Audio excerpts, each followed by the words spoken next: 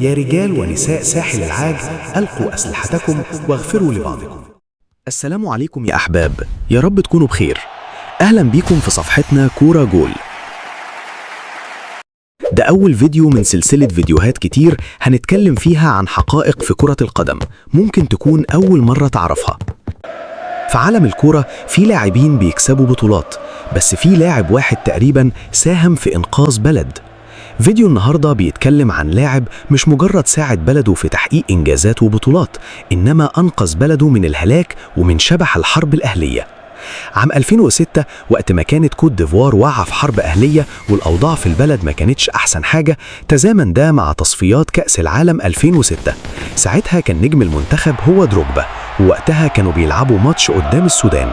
وبعد الماتش استغل دروجبا شعبيته في الشارع وظهر قدام الشاشات والكاميرات، ونزل على ركبته هو وزملائه في المنتخب وقال الجملة الشهيرة الأيقونية: يا رجال ونساء ساحل العاج، ألقوا أسلحتكم واغفروا لبعضكم.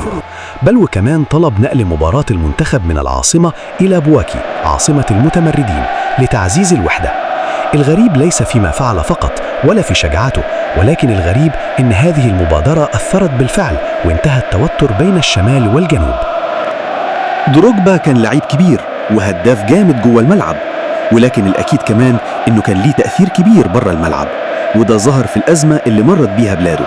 هو عمل زي أي شخص سوي ممكن يساعد بلده، شاف إن بلده بتغرق وعمل اللي يقدر عليه، حتى لو هو كان مفكر إن ده ممكن ما يكونش ليه تأثير، بس هو عمل اللي عليه. وده يعلمنا كلنا درس: اعمل اللي عليك والنتيجة دي من ربنا.